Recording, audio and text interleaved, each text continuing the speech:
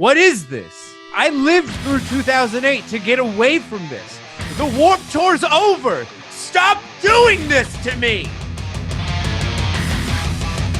Welcome to Last Words here in the pit. I'm Jordan Olds from 2 Minutes to Late Night.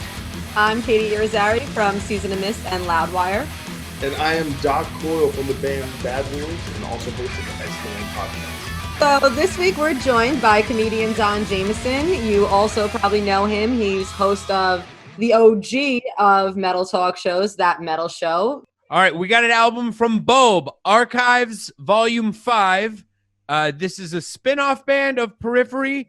Look, I'm going to be here for this album because they covered the Genova theme from Final Fantasy VII. I'm going to cut in and say that there is no they. So Bulb is just Misha Mansour, from the guitar player from Periphery.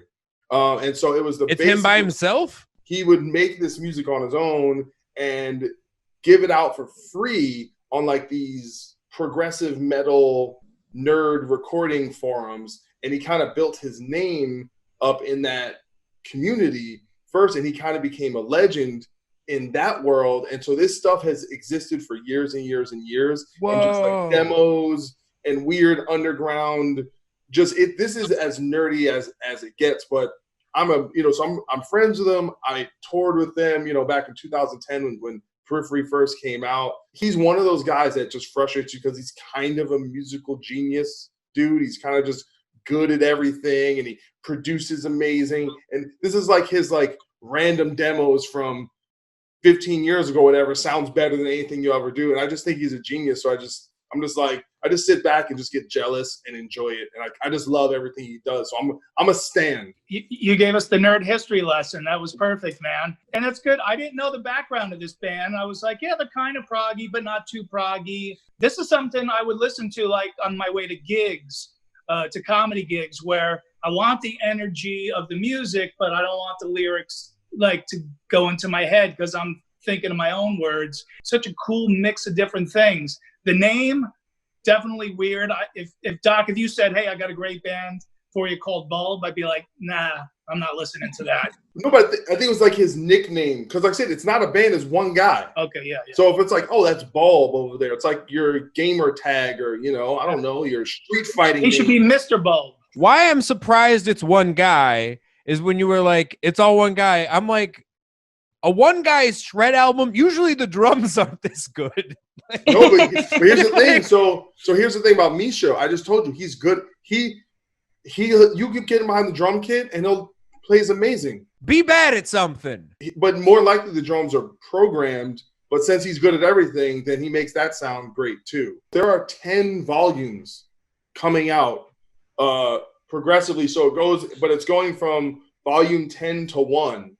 And some of these have 15 tracks on them. It's absurd. And that's what I'm saying. And the actual density and the amount of it is just, like I said, he's thrown away more good stuff than I'll probably ever write in my life. So I will just say that I'm really shocked and excited because I really fully expected that I'd be the odd man out here and that I'd be the only one that loved this record. This is definitely among my favorites that we have this week, if not my absolute favorite. And it's funny because I listened before I had any knowledge about the band. And my first instincts were, wow, this sounds a lot like Periphery. Not when they do their heavier, gentler stuff, but when they do their more proggy stuff. It'll sound a little bit like Polyphia, Chan, all stuff I really dig. And I was kind of the same reaction as Jordan, where I was like, wait a minute, this is just Misha. And I mean, I know Misha is an incredible guitarist. I didn't realize just how versatile he was. I really like it. And you definitely hear the Periphery influence, which is really cool because that's one of my favorite bands. So I really appreciate that. Bedsore, Hypnagogic Hallucinations. I liked this. This was weird.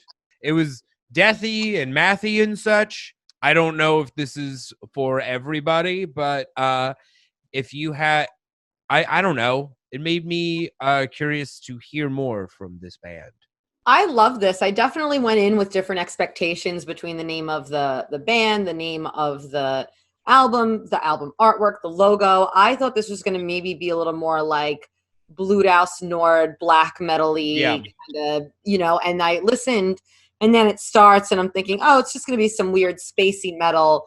And then it goes to the next song and it sounds like straight up old school death. And I just love that they had a lot of different elements and all that it just kept kind of just getting better. Like, I'm like, okay, I'm going to dig this. Yeah, I like a lot of old school death metal, especially the last 10 years, man. I've really gotten into, Obituary, 6 Feet Under, all that. And I love the new death metal too. I love Tomb Mold. I love Gate Creeper, Abnormality. It definitely reflects my current mood, which is dark and cranky. So they get an A for that. The thing that really struck me about this album is how versatile the band was. There was this ambient, kind of moody prog, kind of King Crimson thing happening, and then this really, very good kind of old school death metal thing. I thought there was kind of a refined quality to it. It wasn't clumsy. It was actually just well crafted. And then they would even shift to some more like traditional heavy metal type moments, which tells me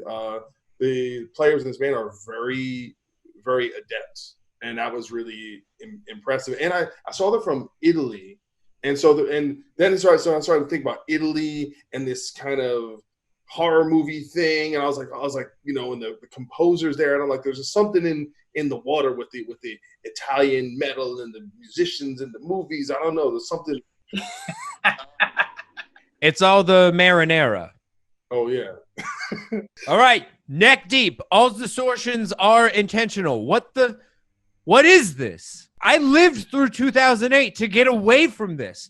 The Warped Tour's over. Stop doing this to me. I mean, I gotta be honest, we said we were gonna talk about this, and my first instinct was, wow, I know I listened to this album, but I already forgot about it. Like, what does that tell you? Right. I put this thing on, and it was the first out of most all the records we got where I was just like, each song, I was just like, it was just that thing of just like sticking you in the eye a little bit. And you're just like, okay, because this is one of those bands I've been hearing about for years, and I know they're really popular. And listen, I'm not anti-pop punk. You know what I'm saying? I'm not like just totally out of the game. I was watching American Pie the other night. You know what I'm saying? Every scene, you know what I'm saying? It was like, then pop punk riff, and then a booty, and then another Blink-182 song. And I was in.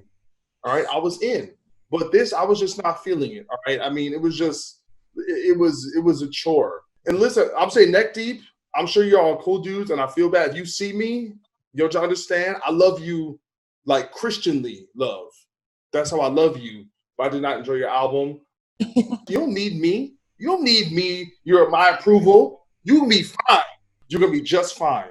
I have a love for this type of music, but I felt like this didn't have any of the elements of what I like from a pop punk. The vocal styling feels forced to me. It's like you are singing this annoyingly on purpose, not because God gave you this voice. Jordan, I gotta break something down to you. That is literally every pop punk or 90% of emo bands that ever exist. No one sings like that. No one sings like, well, no one sounds like that at all, ever. It's all an act. By the way, same thing with country music. What was that? When the home's in, and no one sings like that. Well, that does it for us here at Last Words. Please follow me at 2M2LN on Twitter, at 2 Minutes to Late Night on Instagram. We just put out a cover of Anthem by Rush with Danny Carey from Tool, Les Claypool from Primus, Bill Kelleher from Mastodon, Claudio Sanchez from Codeheed and Cambria. How did this happen? I don't even know. It's my show. I've been and will continue to be Doc Coyle, and you can find me on all the social medias at DOCCOYLE. You can find me Twitter and Instagram at Merciful Kate. Oh, you can find me on that Twitter and that Instagram and that Facebook, just under my name, Don Jamieson. Check out my new comedy album, Denim and Laughter. Check it out on Metal Blade Records and Tapes right now. And if you want to hear our full, unfiltered takes on all of this, we have a podcast now. It's just going to be this entire conversation with no bleeps and bloops. You can hear me say bad words. Also follow The Pit on all of their social media at We Are The Pit. We are here every Thursday. Goodbye!